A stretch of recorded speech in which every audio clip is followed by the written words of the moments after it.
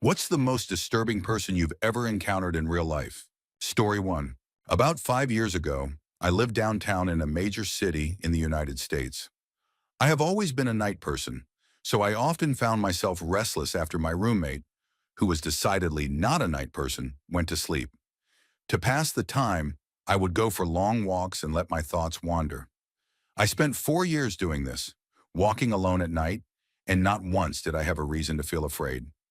I used to joke with my roommate that even the people dealing substances in the city were polite. But all of that changed in just a few minutes on one particular evening. It was a Wednesday, sometime between 1 and 2 in the morning. I was walking near a police-patrolled park, not too close to my apartment. It was a quiet night, even for a weeknight, with almost no cars and hardly anyone on foot. The park, as on most nights, was completely empty. I turned down a short side street to loop back toward my apartment when I noticed him for the first time. At the far end of the street, on my side, was the silhouette of a man. He was dancing. It was a strange kind of dance, something like a waltz, except he ended each step with an odd forward stride. You could say he was dance walking, heading straight toward me. Assuming he was probably drunk, I moved as close as I could to the edge of the road to give him most of the sidewalk. The closer he got, the more I realized how smoothly he was moving. He was tall and lanky, dressed in an old suit. He danced closer still, until I could see his face. His eyes were wide and unblinking, his head tilted slightly back, staring toward the sky. His mouth was stretched into a painfully wide grin, almost cartoonish. Between his eyes and that smile, I decided it was better to cross the street before he came any nearer. I turned to cross the empty street. When I reached the other side, I glanced back and froze. He had stopped dancing. Now he stood with one foot in the street, perfectly lined up with me. He faced me, though still staring skyward, that unsettling smile fixed in place. A chill ran through me. I started walking again, but I never took my eyes off him. He didn't move. When I had put about half a block between us, I looked away just for a moment to watch the sidewalk in front of me. The street ahead was empty. Still uneasy, I glanced back, and my stomach dropped.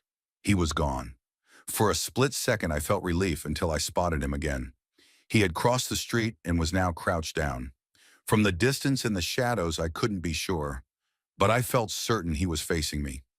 I had looked away for no more than 10 seconds, which meant he had moved very quickly. Shocked, I stood frozen, staring. Then he started toward me again. This time he moved in exaggerated, tiptoed steps, like a cartoon character sneaking up on someone, but much, much faster. I wish I could say I ran or pulled out my pepper spray, or at least grabbed my phone, but I didn't. I just stood there paralyzed as the smiling man crept closer. He stopped again, this time only about a car length away, still smiling, still staring upward. Finally, I managed to find my voice. I meant to shout, "What do you want?" with anger and force. What came out was a shaky whimper. Whether or not people can literally smell fear, they can definitely hear it. I heard it in my own voice, and that only made me more afraid. But he didn't react at all. He just stood there smiling. Then after what felt like forever, he turned around slowly and began dance walking away. Just like that. Not wanting to turn my back to him, I stood there watching until he was nearly out of sight. And then I realized something. He wasn't moving away anymore. He had stopped dancing. The shape of him in the distance began to grow larger and larger. He was coming back. This time running, I ran too. I ran until I made it off the side street and onto a brighter road with a little traffic. When I finally looked behind me, he was gone. The rest of the way home, I kept glancing over my shoulder, half expecting to see that terrible grin again. But he never appeared. I stayed in that city for another 6 months after that night, but I never went out walking again. His face haunted me. He didn't look drunk. He didn't look high. He looked completely and utterly unhinged. And that is one of the most terrifying things you can see. Story 2. This happened when I was around 9 years old. I am 25 now, and it is something I will never forget. It still gives me goosebumps to this day. I lived in a terraced house, 4 homes connected together, and each of us had our own little patio. Just about 10 meters away from my yard, there was a small road where people often did their Sunday walks. Only a small fence separated my yard and patio from that road. I lived in a crowded area with several of these terraced houses in my neighborhood, so seeing people walk along the road was normal. What was not normal was seeing someone standing on my patio. When I was 9, I usually got home from school about an hour before my mom finished work. The school was about 50 meters away, and my mom figured I was mature enough to be alone for that short time. On this particular day, I came home, locked the front door, and double-checked the back door that led to the patio. Being alone still scared me a little, even though it was the middle of the day, so I rushed upstairs to my room to play as much PlayStation as I could before my mom came home and told me to do homework. While playing, I heard a strange noise outside my window. My room was one floor above the patio, with a clear view of the road. The sound reminded me of a cat, and my heart jumped because my cat had been missing for over 3 months. I thought, oh my gosh, did he finally come back? I ran downstairs hoping to see him, but what I found froze me in place. A tall man stood on my patio. His long black hair covered half his eyes, making him look like a male version of a horror movie character. He was making high-pitched sounds, almost like a cat meowing. A brown liquid dripped from his mouth, and he was spitting out cigarette butts from my dad's ashtray. He was actually eating them. Terrified, I finally snapped out of it and screamed, but he didn't react. He kept eating from the ashtray. I ran upstairs, locked my door, and called my mom, who immediately called the police. I hid under my blanket, trembling, as the man continued his strange noises below. The next thing I remember was hearing the police outside. They shouted things like, "What are you doing?" and "Come here or we'll arrest you." He didn't respond. The noises only grew louder. From my window, I saw 2 officers, one man and one woman, enter the yard. The man was standing directly beneath me, out of my view. Then came a blood-curdling scream. He charged at the female officer with full force and knocked her unconscious. The male officer immediately used a taser, sending the man shaking and screaming on the ground. He struggled to restrain him but eventually got the handcuffs on. He then managed to wake the injured female officer and called for backup and an ambulance. Before leaving, he looked up at me and said, "I sure hope you didn't see all that." I started crying as neighbors gathered outside, trying to understand what had happened. An elderly neighbor took me in until my mom got home. Later that night, the male officer returned to explain. The man was diagnosed with severe autism and had escaped from a facility about 5 kilometers away. Years earlier, he had lived in our house with his mom, who had since passed away. He had been forced to move, but his memories brought him back.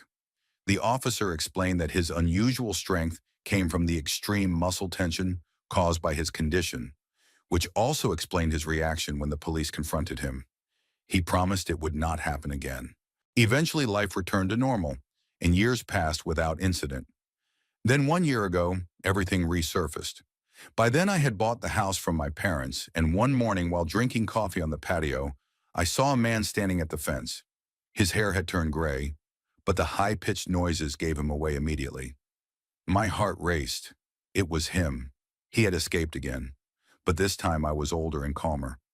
I asked him gently if he wanted to come inside. He smiled, jumped the fence, and for a moment I feared he would attack me like before. Instead, he simply sat on my couch, turned on the TV, and switched to cartoons, just like he must have done with his mom. His joy nearly brought me to tears. 10 minutes later, his caretakers arrived and, after some convincing, took him back. I called the facility 2 days later and we made a deal. His name was Tom, and from then on he visited me every Sunday with his caretakers to watch cartoons. They told me it was the highlight of his week. Now for years I thought, let's not meet the man on my patio eating cigarette butts. But today I think, let's meet every Sunday to watch cartoons, my friend Tom. Story 3. It was early January, just a few days before my birthday. The snow was deep and the streets were silent, the front yard lit only by dim streetlights and a thin slice of moon. I had gone upstairs from my basement room to grab something to eat when I saw something unsettling. Across the road, a figure moved casually down the street. I tried to steady myself, but panic set in when it suddenly sped up, walking on all fours, its hands sinking into the snow up to its wrists. Whether it was a man or a woman, I still cannot say, but the sight of someone crawling like that in the freezing night was both bizarre and disturbing. I hurried into the kitchen, heart racing, telling myself it was probably some unstable stranger, though the thought that it might still be crawling down the road gnawed at me. I did my best to push it aside, fixed my food, and retreated to my room to watch some cheerful videos, hoping to shake off the unease. An hour passed before things got strange again. My room was in the basement facing the backyard, with a door that opened outside. The backyard was large, but even with floodlights from upstairs and the one by my door, it never felt fully lit, always leaving shadows lurking in the corners. Suddenly, there was a loud bang at my door that nearly made me leap out of bed. I peered through the window, bracing for something terrifying, but instead I heard a meow. Relieved but annoyed, I cursed my cat for startling me and decided to leave her outside. A few minutes later, the meowing continued. Guilt crept in, and I decided to let her back in, until I noticed she was already curled up asleep on a pile of laundry in the corner of my room. Dread washed over me as I froze by the door, waiting. Silence hung in the air, until I meowed back, only to hear the sound echoed in reply. It was wrong, not quite like a cat, yet mocking in its mimicry. Telling myself it must be the stray gray cat that sometimes lingered by my window, I pressed my face to the glass and muttered, "Get off my property, meowing won't get you inside." Again, silence. Against my better judgment, I opened the door to look outside, expecting the stray. My backyard was empty. That was unusual. This cat never ran away. A cold weight sank in my stomach, and then, right beside me, another sudden meow. I slammed the door, locked it, scooped up my real cat, and bolted upstairs, flicking on every light I passed. Shaking, I clutched my cat in the living room and looked out across the front yard. The empty street, snowdrifts, and pale moon offered no comfort. Then I saw it. Emerging from the side of my house, from the backyard, was the figure. Crawling on all fours, it crossed into the street, moving in the same direction as before, until it suddenly stopped. My blood turned to ice as it turned its head, locking eyes with me through the window. We stared for what felt like forever. Then it lunged, charging the house with terrifying speed, snow flying in all directions as it bounded forward on all fours. Adrenaline surged through me, and I fled to the kitchen, barricading myself with my cat until dawn. When morning came, I cautiously returned to my room. The backyard looked empty, only snow covering the ground. But at the base of my door, pressed deep into the frost, were the handprints and footprints of whatever had been there that night. Story 4. Hey everyone, this happened today and my gut tells me something is wrong. I moved to a mid to small Midwest town with my boyfriend and our 2 dogs last June for my doctoral internship year. And while the adjustment was big after living in both a southern beach town and a large city, our living space has made it worthwhile. We live on one side of a twinplex, a 2-story home with a dividing wall, sitting on 2 acres with some wooded areas. Our landlord is a kind retired man in his 60s who is quick to respond to anything we need. And on the other side lives a strong, single mom with her 3 kids, a huge Akita, and a firearm for protection. They are wonderful neighbors. This story, however, is about the man living nearby. From the first time I met him, I got a strange vibe. Not an immediate fear reaction, but an uneasy question mark hanging over him. My boyfriend doesn't share this feeling, but he trusts my instincts, and it's been something I can't shake even though I don't dwell on it. Every time I take the dogs out in the yard, his presence crosses my mind. Thinking back, I can count our interactions on one hand.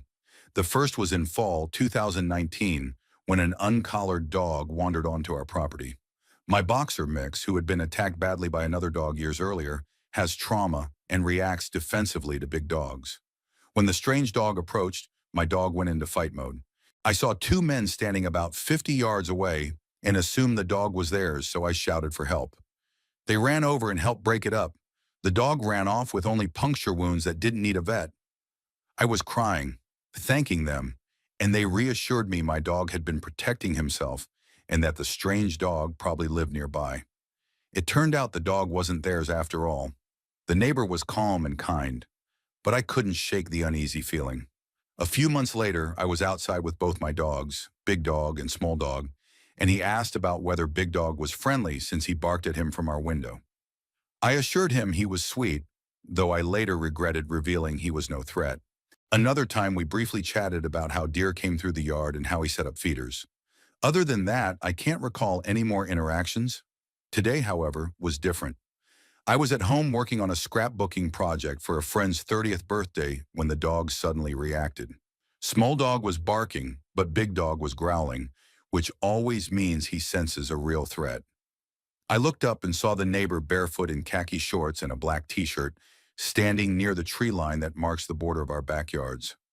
At first I thought he was fussing with one of his feeders, but then he moved several steps across the invisible property line into our yard, in direct view of our sliding door. He stopped on a patch of ground partially hidden by pine branches, but his knees were pointed directly at our window. Our backyards may not have fences, but there's an unspoken boundary neighbors do not cross, and he had no reason to be there. The only thing in his line of sight was our side of the twinplex, and to be facing his own home, he would have had to turn at least 70 degrees. He simply stood there, still, for about 30 seconds. I got up and approached the window so he could see me watching him.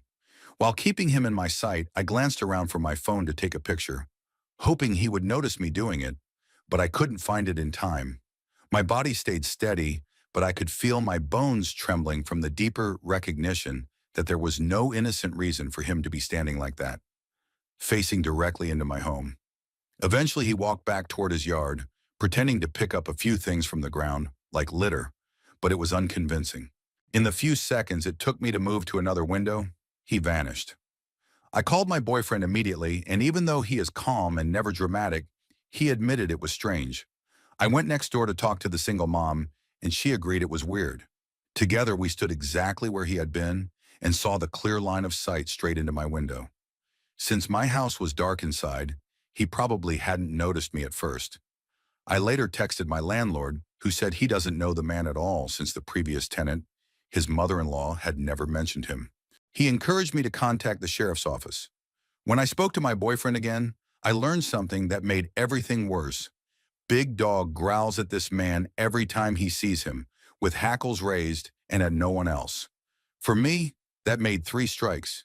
My gut instinct, my dog's repeated negative reaction, and the fact that this man deliberately stepped onto our yard, facing directly at my window. That is enough for me. I am not ignoring these signs. My eyes are now firmly and permanently on you, neighbor. Story 5. A bit of context first. My cat likes to go outside every day. In the morning, he follows us to the door, takes the elevator down with us, and then spends his day outside until we bring him back in the evening.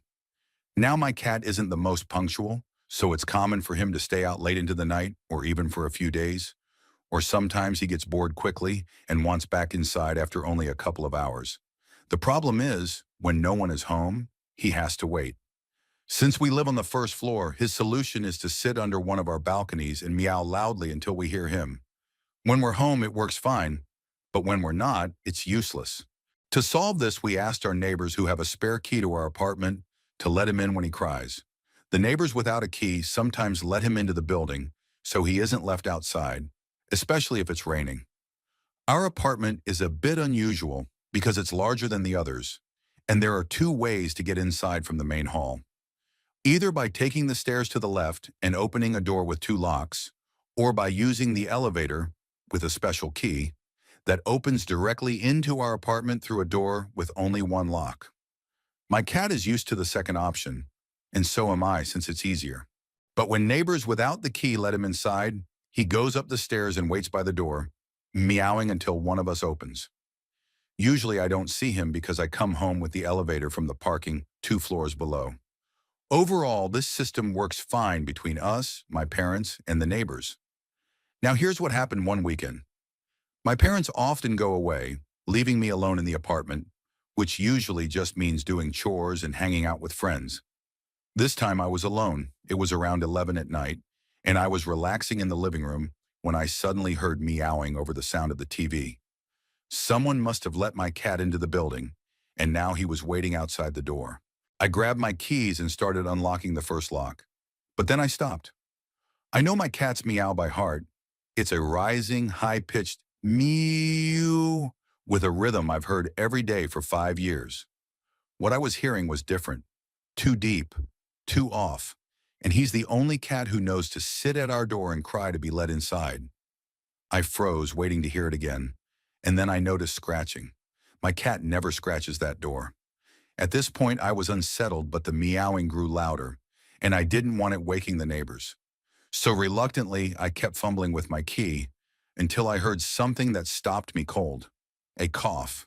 For the record, I almost never use the peephole. In 21 years living here, maybe 5 times. But something told me to check that night, and thank God I did. I let go of my keys, leaned forward, and looked through the peephole. A man was standing there, meowing, in front of my door. To say I was terrified doesn't begin to cover it. My heart stopped as I stood frozen, staring, unable to move. I don't know how long it lasted, seconds or minutes, but eventually my body acted on its own. I bolted for my phone, crouched in the corner of the living room, and called the police. By the time they arrived, the man was gone. I don't even remember when the meowing stopped. The officers took my statement, told me to be careful, and left. To this day, I don't know who that man was or what he wanted. I don't know how he got into the building, since entry requires a key, or how he knew to imitate my cat at my door. I honestly don't want to know. All I can say is I'm far more cautious now.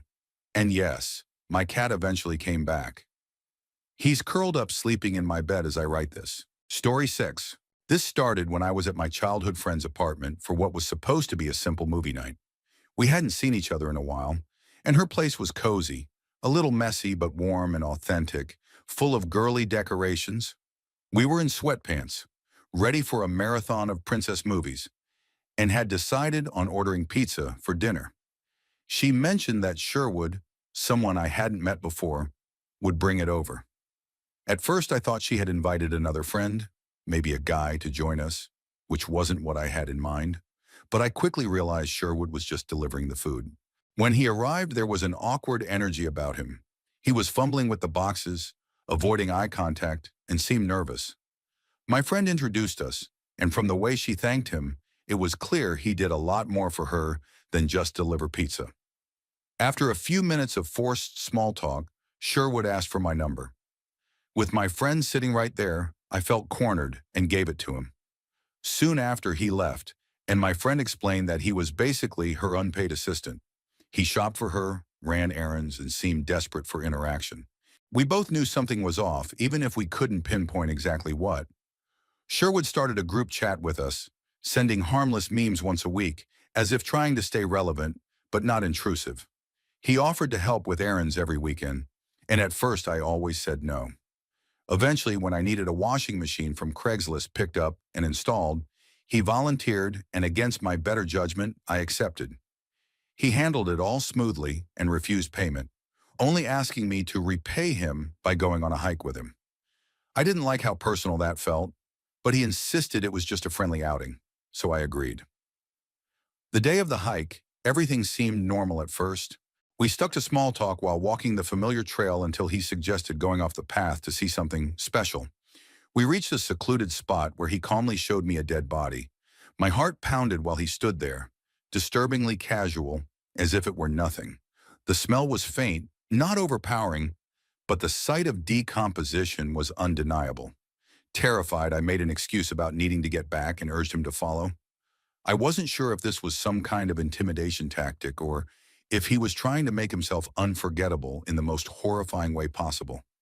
On the walk back, I was in full panic mode, scanning for other hikers. When I saw someone, I immediately called out for directions and insisted he walk us to the parking lot.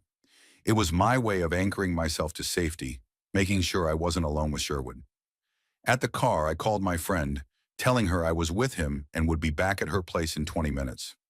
I texted her the details of what happened so there would be a record. Once we arrived, we thanked Sherwood and quickly sent him away before I explained everything to her in detail. The insects, the decomposing but recognizable face, and Sherwood's chilling calmness. She admitted she had always felt uneasy about him. We agreed to slowly phase him out of our lives, reducing responses to his messages and making sure never to rely on him again. Eventually, after she introduced him to her new boyfriend, he disappeared from our lives completely. That same night, I called the police, and a month later, the news confirmed that a body had been found in the same area. An arrest was made, not of Sherwood, but of another man he followed on social media. To this day, I don't know if Sherwood was connected or if he just stumbled on the body. What I do know is this: always trust your instincts. Story 7. It was a pretty average day. I hung out with some friends, played a few games, and just killed time until later that evening when my girlfriend and I went to the movies, which was our weekly tradition. We are both huge movie fans, and that particular night was special because John Wick 3 had just been released. We were both huge Keanu Reeves fans and couldn't wait to see it. I had bought tickets in advance since I knew the theater would be crowded. We arrived, she bought the snacks, and we found seats in the back row. Sitting further down was a thin, sickly-looking man, but at first we didn't pay him much attention. The movie started, and everything seemed normal. Halfway through, I got up to use the restroom. As I walked down the stairs, I noticed the man leaving his seat as well, heading down on the opposite side. I thought nothing of it and went about my business. When I came out, I saw him waiting by the exit. As I walked past, he said, "Your friend is pretty. Can I have her?" I stopped, stunned, and said, "What?" He stared at me and replied, "She is beautiful. How much do you want for her?" I snapped back, telling him my girlfriend wasn't property, that she wasn't for sale, and that he needed to stay away or I would call the police. He calmly said he would wait near the exit in case I changed my mind. Shaken, I went back to my seat. My girlfriend immediately noticed my expression, and though I told her the guy was just creepy, I didn't share what he had said because I didn't want to scare her. After the movie, I remembered his words about waiting near the exit. I asked a staff member if they had seen him, but no one had. At that point, I told my girlfriend everything. We decided to leave through a side exit and head to the car quickly. Halfway there, I heard someone shout, "Hey, wait up!" and saw the same man running toward us with something in his hand. I told my girlfriend to run, and we sprinted to the car. I unlocked it fast, and we got inside just as he reached us. He yanked at the door handle, but the locks were already on. My girlfriend dialed the police while I backed out of the lot. Within minutes, 2 squad cars arrived. One officer stayed with us while the others pursued the man. They caught him, and it turned out he had been carrying a screwdriver. He admitted that he had planned to attack us. That night was a harsh reminder that the world is not always safe. So to the man who followed us out of that theater, tried to buy my girlfriend, and then chased us with a weapon, let's not meet ever again. Story 8. I was reminded of something that happened over 20 years ago when I worked as a security guard at a plant that manufactured locks. In the second half of 1998, I was just a kid working shifts of 4 p.m. to midnight, 7:30 p.m. to 3:30 a.m., or midnight to 8 a.m.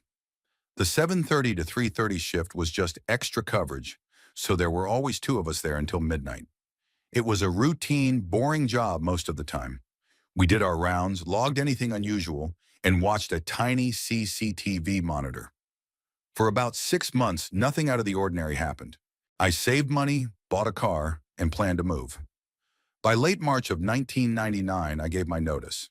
They hired someone new to replace me, a soft-spoken man named Calvin. He rotated shifts during training, getting to know the plant. At night, he worked with me and another guard named Amira, who was my age. Calvin was about a decade older, quiet, polite, but strange. Something about him felt off. He lacked the spark that genuine people have. He asked questions on rounds, tried to chat, but sometimes laughed at the wrong moments or changed his tone mid-sentence. I chalked it up to awkwardness. That changed quickly.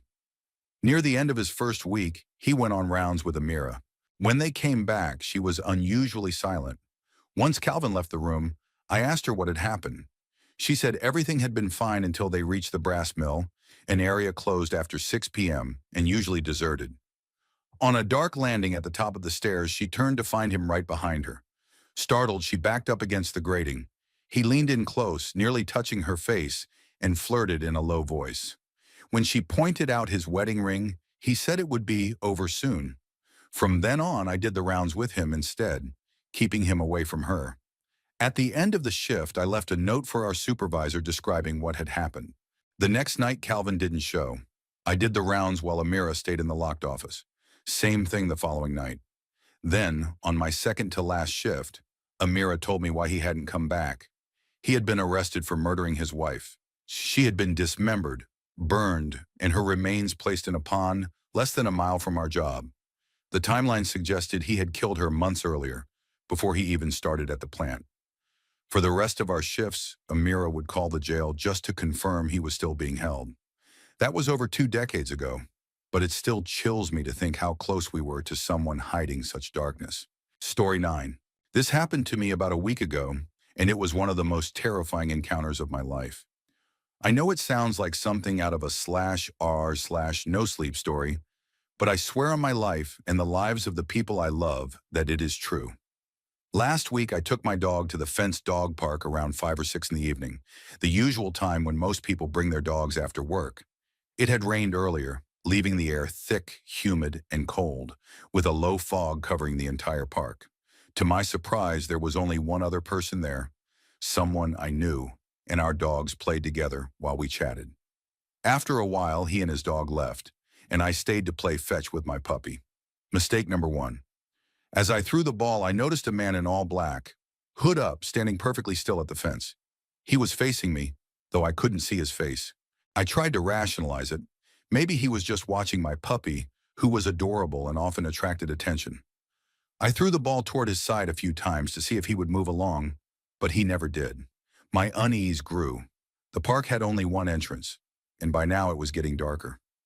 I wanted to leave, but the only way out meant passing him.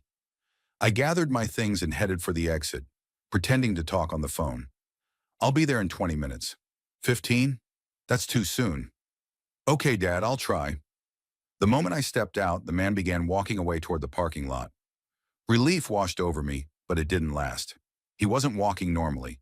He was shuffling, moving only a few feet at a time, stopping, turning to look at me, then continuing. He repeated this 3 or 4 times. Then his walk changed. He began throwing his head back, looking up at the sky rhythmically, taking exaggerated tiptoe strides, huge and unnatural. It was eerily reminiscent of the infamous smiling man story I had read before, and dread sank in. Still, every few feet, he turned to look back at me.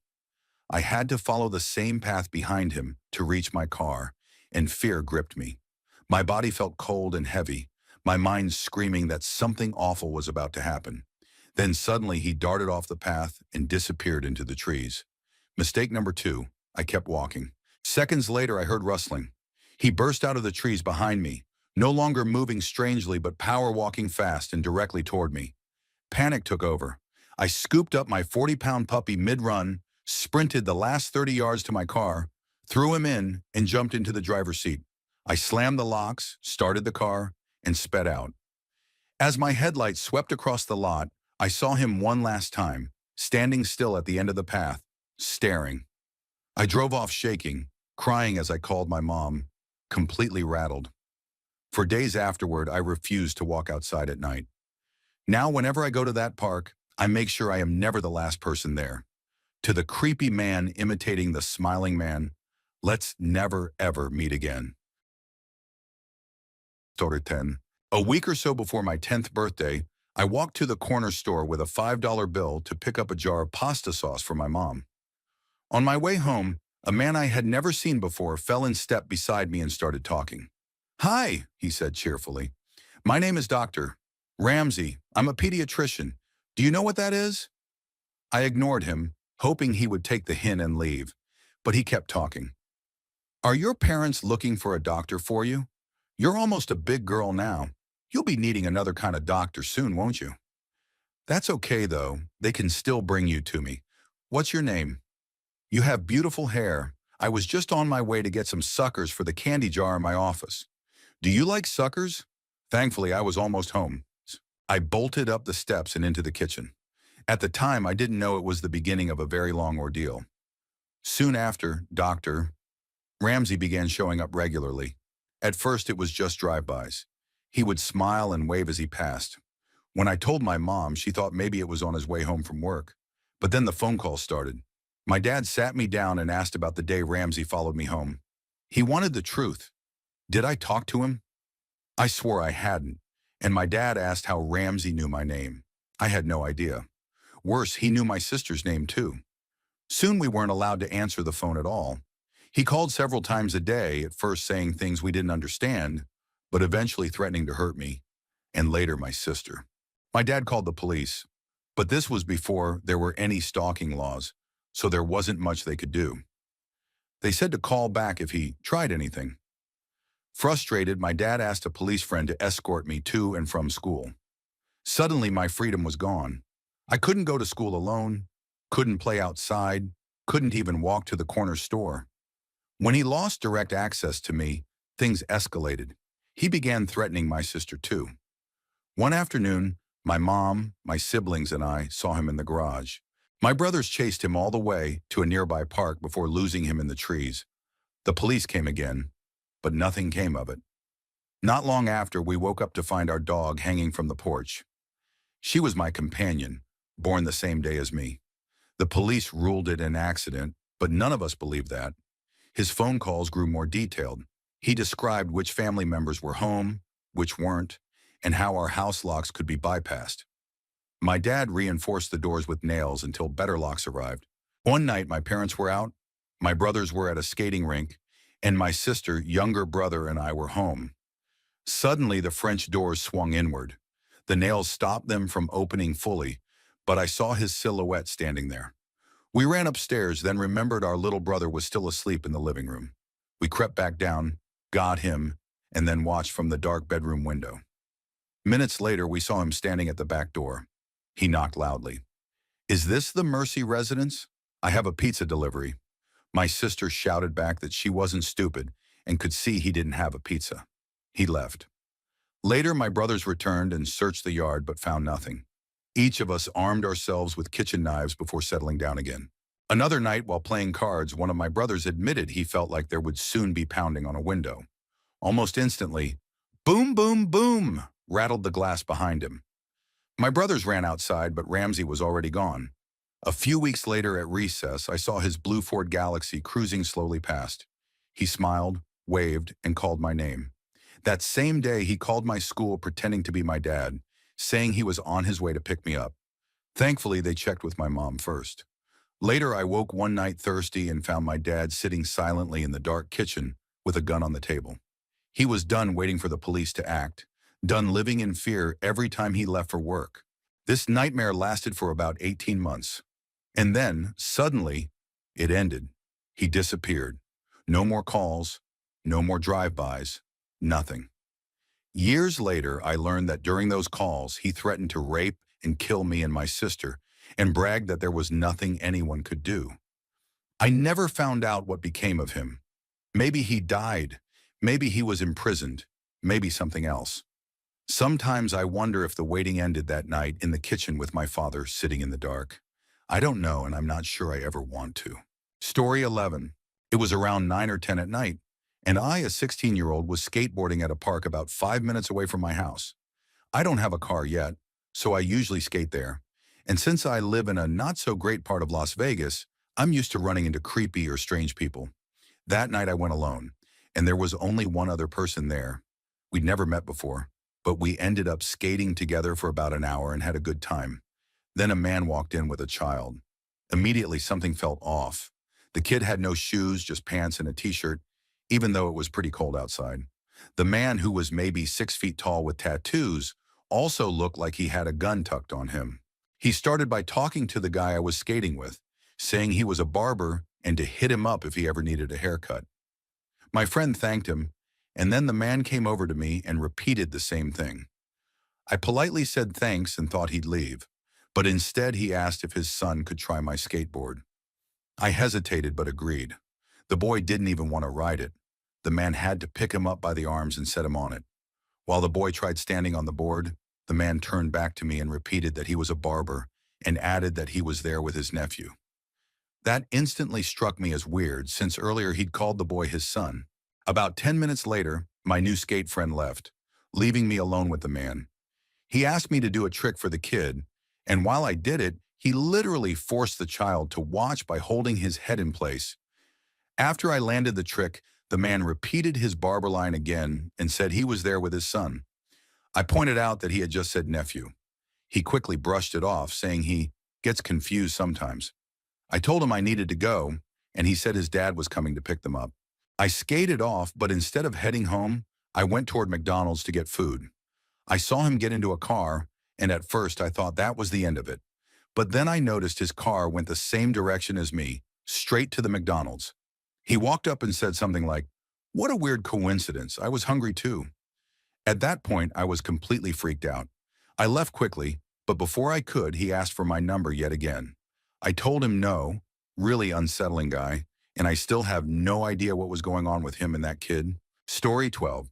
This happened about 3 years ago, but it still creeps me out whenever I think about it. I was 21 at the time and had just moved into a new apartment on the first floor of a building. One night, my roommate was out when someone knocked on the door. That wasn't unusual since we were in college and his friends often stopped by at random hours. I figured it was one of them. I got up, looked through the peephole, and staring right back at me was an eyeball pressed against it. Honestly, that was the kind of thing one of our friends might do as a joke. So I laughed and opened the door. But instead of a friend, I found a guy in his mid-20s that I had never seen before. Right away, I could tell he was odd. He was jittery, hyper, and launched into this door-to-door salesman-type pitch about something related to the local university. I can't even remember exactly what he was selling. The whole time he spoke, he kept glancing past me into the apartment, fidgeting, even standing on his tiptoes to peek inside.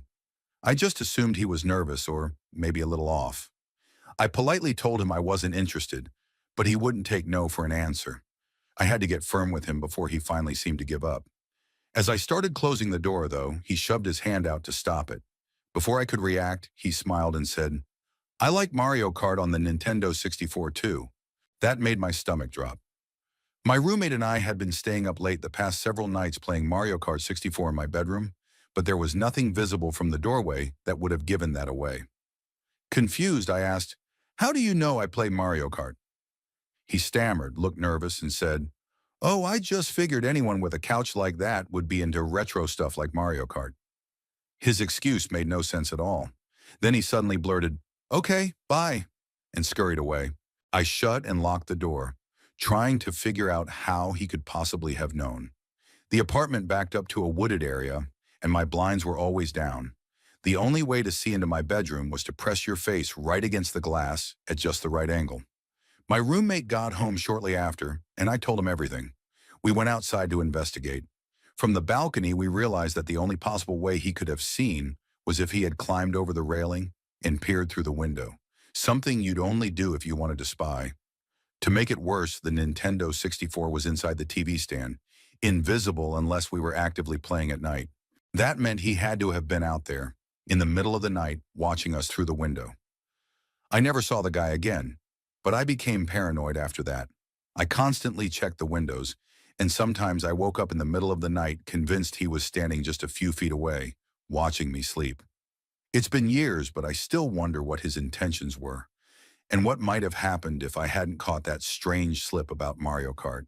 Story 13. My story is one that still chills me to this day, even though it happened a long time ago. It was a short encounter, but it left a lasting impression on me and remains the most disturbing thing I've ever experienced. I was 14 years old, shy and reserved, the type who was part of the group but not really central to it. I had friends, but my life outside of school was mostly quiet and filled with video games. So when one of my friends invited me over after school, I was excited for a change. We walked to her house, and as I entered, I saw who I assumed was her dad preparing food with his back to me. When she introduced me, he turned around, holding a large kitchen knife. He suddenly lurched toward me, yelling, "Whoa!" before quickly flipping the knife and jabbing the handle into my chest. Then he smirked with the eeriest grin and said, "Only joking." My heart raced, and although I nervously laughed, my unease must have been obvious. My friend brushed it off as her dad fooling around, but I couldn't shake the dread. Later, he came into the living room and turned the stereo up so loud it felt like a live band was in the house. My friend went with him to the kitchen, then came back saying she needed to run to the store for him, asking if I wanted to wait. My instincts screamed no. I left with her and never went back. A year later, I saw him again briefly when he dropped my friend off at a family party at our house. My dad later recalled how he stood in the corner, silently watching everyone. A couple of years later, I saw his face again, this time on TV. He had been convicted for the abduction and murder of a woman who had just gone missing. My blood turned cold as I stood there realizing who he was. My parents later said they saw the color drain from my face. Days later, the news revealed that he had confessed to another abduction and murder from 20 years earlier. Investigators even suspected him in several other unsolved cases, possibly making him a serial killer, though there was never enough evidence to confirm. I still think back to that first day, the knife against my chest, the loud music, my friend asking if I wanted to stay alone with him. He targeted women, but I still wonder, what if I had stayed? Was he curious? Was that joke really harmless? Or was it the twisted humor of a killer who already had blood on his hands? Story 14. This happened a few years ago when I was 20 years old. And though I'm 23 now, I still think about it sometimes. I live in Germany, and one night after a party, I took the tram home since I had been drinking. Unfortunately, the line stopped 3 stations short of my destination, around 1 or 2 in the morning. I didn't want to walk through the forest in the dark, so I decided to wait 45 minutes for the next tram. The stop was quiet, with a few houses, a swimming pool, and the edge of the forest nearby. That's when a woman about 50 years old with a backpack approached me. She looked confused, maybe drunk, maybe unstable, but not threatening. She asked my name, and I gave her a fake one, Tom. She asked if I was waiting for the tram too, and I said yes. Then out of nowhere, she sat down on the ground and began telling me a strange story about Bulgarians and pimps, warning me to be careful. She rambled about her daughter being a prostitute, about her son who she later said didn't even exist, and kept circling back to the Bulgarians like it was some obsession. At times she seemed kind, asking me questions, then veering off into disturbing territory. I listened, partly because I felt sorry for her, and partly because I didn't know how she might react if I didn't. After 20 or 30 minutes, she asked me for a cigarette. When I said no, she began searching her bag. That's when tissues, chains, and suddenly, a knife fell out. It was more like a dagger. My blood ran cold. She kept digging for cigarettes as if nothing had happened, while I tried to stay calm, talking to her to keep the situation steady. The knife lay on the ground until she finally picked it up and casually asked me if I thought it was cool. I forced a smile and said, "Yeah, sure." Then she said, completely serious, "I only used it for the Bulgarian. No one touches my daughter." She laughed afterward, calling it a joke, but it didn't feel like one. Thankfully, the tram arrived soon after. I planned to sit up front near the driver, but to my relief, she suddenly decided not to get on. She waved goodbye and disappeared behind a hedge. On the way home, I kept replaying the whole thing in my head. She seemed like she had two personalities, sometimes kind, sometimes unsettling. Maybe her story about the Bulgarians wasn't real. Maybe she had lost her daughter and invented something to cope. Or maybe she was telling the truth, and the knife really had been used for something dark. I never saw her again, and that's probably for the best. Story 15. This happened back in the summer of 2016. My parents often went on holiday, and I would stay home alone for 2 weeks at a time to take care of our dogs in the garden. I've always been a bit of a scaredy cat because I had been followed home before, and my neighborhood, though relatively new, was surrounded by forests where people sometimes came across junkies. Still, I usually felt safe in my house, especially with 4 big dogs and neighbors who were mostly my dad's army friends. It felt like no one would be foolish enough to try breaking in there. But that summer, a few break-ins happened on my street. Even so, my parents reassured me that between the dogs and the tall fence with spikes on top, I'd be fine. For the first couple of days, everything was normal except for some small thuds in the garden, which I brushed off as martins since they often caused trouble in my mom's flower beds. Even the dogs didn't react much anymore. 2 days later, I needed to go to the shops, but because of all the chores, I went in the evening when it was already getting dark. On the way back, I walked through the usual path that was part forest, part park, often used by people walking their dogs. I was texting on my phone when I noticed a man I had passed on a bench suddenly stand and begin walking behind me. At first, I thought maybe he lived nearby, but when I reached the road where the houses started, he was still there. When I finally got to the last junction, right by my house, he was still following. That's when I knew he wasn't a neighbor. My blood ran cold. Luckily, my neighbor to the left of my house was outside watering his plants and greeted me. The man behind me immediately noticed and ran back toward the forest. I knew then that he had been following me home. I called my parents to tell them what happened, but they reassured me again, saying I had the dogs in a safe neighborhood. That night, as usual when they were away, I slept in their downstairs bedroom so the dogs could stay near me. They were unusually protective, sleeping in my bed instead of on the floor. While I read, I heard a thud on the window of the room next to mine. I thought it was Martin's again, until my dogs growled at the window in my room. Seconds later, another thud hit that same window, louder. Then more banging, window after window on the ground floor, each hit harder than the last. My dogs went wild, running room to room, barking furiously. My heart pounded as I realized someone was trying to get in. I crept to the middle of the house where I could see the main door. My front door has a window in it, so I crouched in the dark just a few feet away, praying the dog's barking would scare him off. Then I saw a black silhouette outside the door, peeking in, before pounding on the glass. Terrified, I hid under the table and called my dad. He didn't pick up. I tried again, then again, until my mom answered. I whispered through sobs that someone was trying to break in. The man was ramming the door so hard that my mom could hear it through the phone. My dad immediately called everyone he could, my uncle, my grandma, my neighbors. Within minutes, my neighbor who had spoken to me earlier rushed outside and scared the man off. I could see him but was too afraid to open the door, knowing the intruder was still somewhere in the backyard. My neighbor didn't want to go into the pitch-black garden alone. 10 minutes later, my uncle, aunt, and grandma arrived. My uncle unlocked the door and let the dogs out to chase. He and the neighbor searched the yard with torches while the dogs ran everywhere.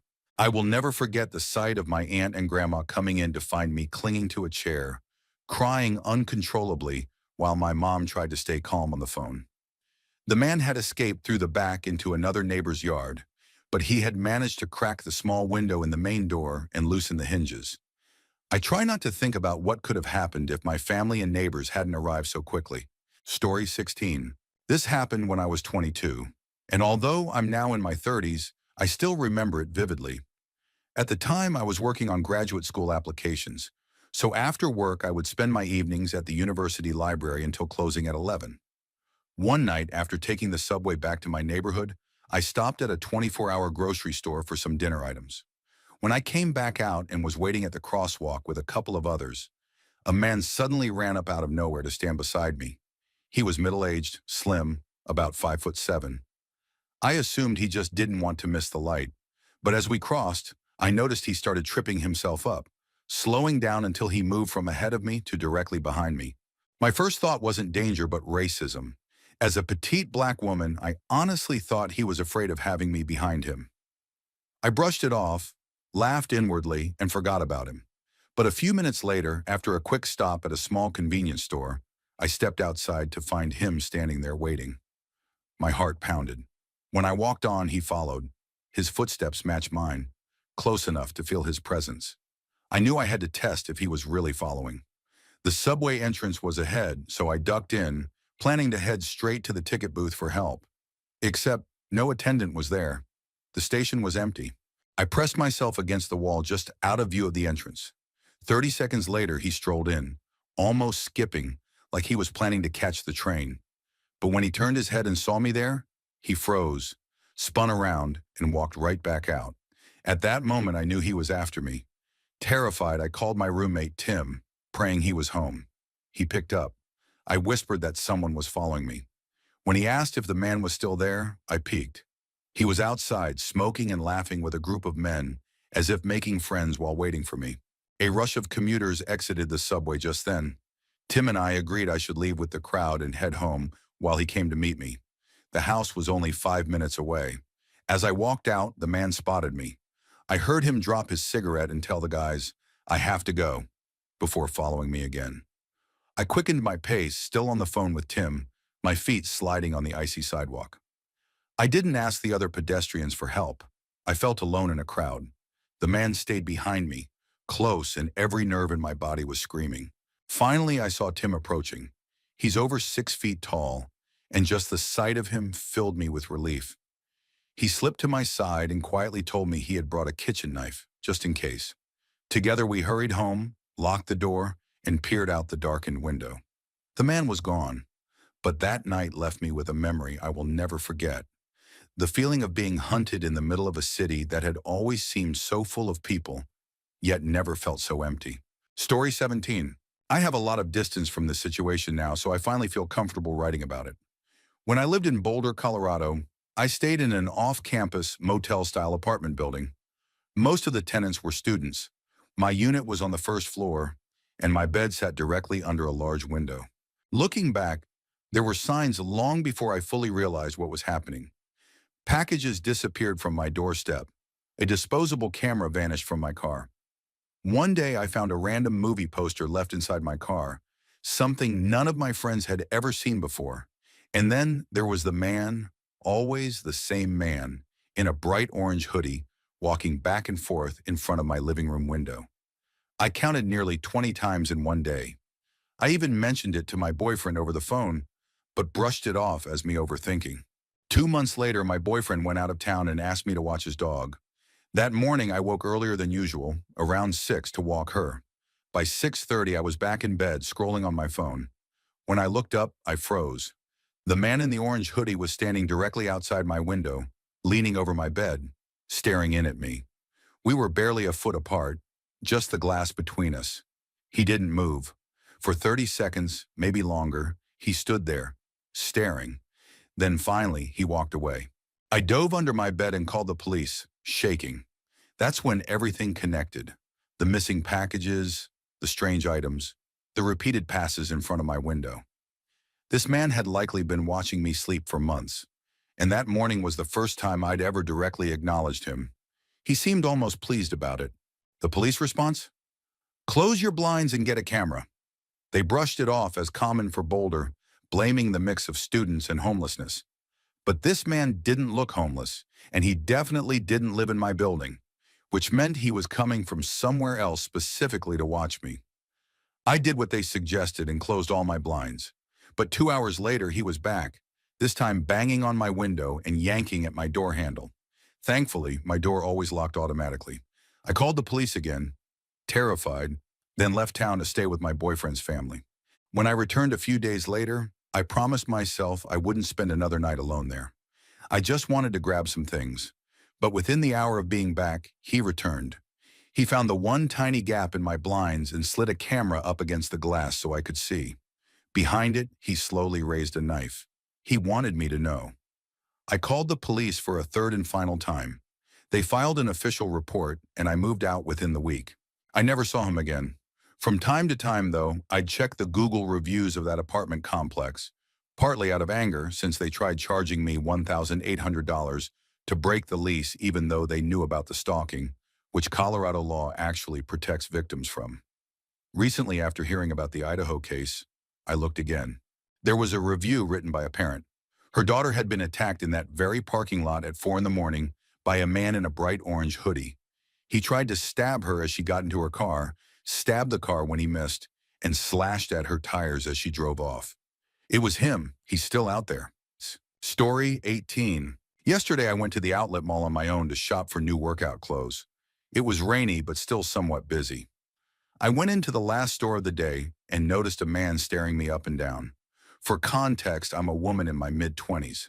I tried to ignore him, finished browsing, and left the store. I put my hood up against the rain and walked toward my car, still feeling a little uneasy from how he had been looking at me. When I got to my car, I tossed my bags into the back seat and slid into the driver's seat. That's when I saw him again. The same man from the store was now standing directly in front of my car. He held his keys in the air, pretending like he was searching for his vehicle, but he lingered far too long, hovering right near me in the rain. At first I thought maybe it was just coincidence that he happened to park close by, but as he stood there, my instincts told me something was off. I started my car and slowly reversed out of the space. As I did, he looked straight through my windshield, smiled, and gave me a slow, creepy wave. My blood ran cold. That moment confirmed what I had been trying not to believe. He had followed me out to my car. I didn't wait to see what would happen next. I drove off immediately, shaking. I'll never know what his intentions really were, but I'm grateful I trusted my instincts and left quickly. Ladies, Please always stay alert, be mindful of your surroundings, and protect yourselves however you can.